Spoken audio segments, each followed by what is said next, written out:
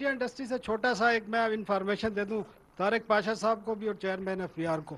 ये पिछले 4-5 साल में जो चैनल्स आए हैं ना, आपके 50% चैनल जो हैं कैश तनख्वाहें देते हैं, मिलियंस में भी कैश दे रहे हैं, टैक्स चोरी हो रहा है, कोई रोकने वाला नहीं है, इन सबको पता है। ये आप चेक कर सकते हैं। और जो वर्कर्स हैं इनको तो देता ही कोई नहीं है। उन्होंने ना ये चैनल दे दो सर बाद कैश पे पेमेंट हो रही है। चैनल ਦੇ ਨਾ ਦੇ ਦਿਓ ਬਾਅਦ सर इनको पता है। मैं नेगेटिव लिस्ट दे दियो सर ना मैं बता ਜਿਹੜੇ दूंगा। ਜਿਹੜੇ मैं कर मैं रहे नहीं ने डरता। बाकी सारे आप मैं लाइव कह रहा हूँ, आप मेरा नाम भी ले सकते हैं। ठीक ठीक दूसरी है। दूसरी सर, आपने आपने इलेक्शन के पैसे तो रखे हैं, और you are always in the high level political consultation, आप मौजूद होते हैं। पीडीएम की तरफ से बाज़ लोगों की तरफ से ये अनाउंसमेंट आई है कि शायद 1 साल इलेक्शन डिले हो जाए, तो इसमें एक तो कमेंट्स कर दें। दूसरा, ये जो कोई कोट कर देंगे सनातन साहब किसने कोट ये मौलाना कहा। फजल साहब ने भी कहा है, कुछ और लोगों ने कहा है। सर एक और भी, आप ये जो प्रोजेक्शन है बजट की, इसमें एक्सचेंज रेट कौन सा आपने कोट किया है? 290। सर दूसरा कोई रेडियो पाकिस्तान के 4,000 पेंशनर हैं जिनकी उम्र 70 क्यों से। पेंशन नु पाया दे sir it's not suppose to be. Sir 70। देखिए आप एक एक गलती काम सर करते बात हैं। सुन ले एक सर। सेकंड सलाम साहब, आप पे अपने अगर डिसिप्लिन नहीं रखना, ये कभी भी पेंशनर्स इसके जो ये आपकी ऑटोनोमस बॉडीज हैं, they are never part of the state pensions.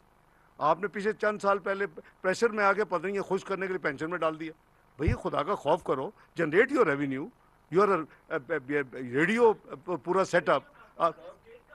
हाँ वो नहीं, स्टेट ऑर्गन डजंट मीन कि you have to know. State organ तो पीआई भी है, स्टेट ऑर्गन तो स्टील भी है, तो इसको भी जो है फिर बजट उसी में दे दें आप, तो असूल की बात है जी। बहरहाल हमने नहीं यार इस तरह नहीं है। मैं फाइंड ऑफ दी, मेरी बात सुने।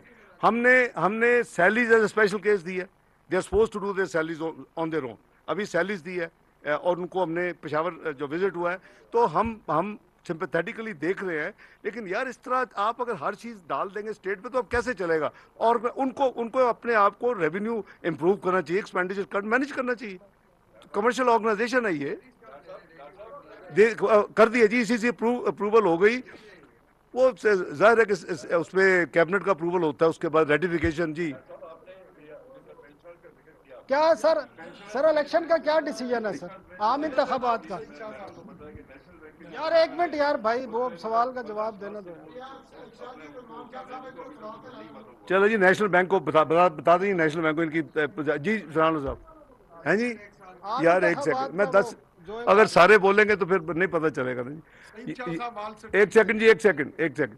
ये सनाउल्लाह साहब, कोई ऐसी गवर्नमेंट ने कोई ऐसी स्टेटमेंट नहीं दी मियाँ शहबाज शरीफ साहब ने। अगर हमारे अलाइज ने दी है, उनका हक है।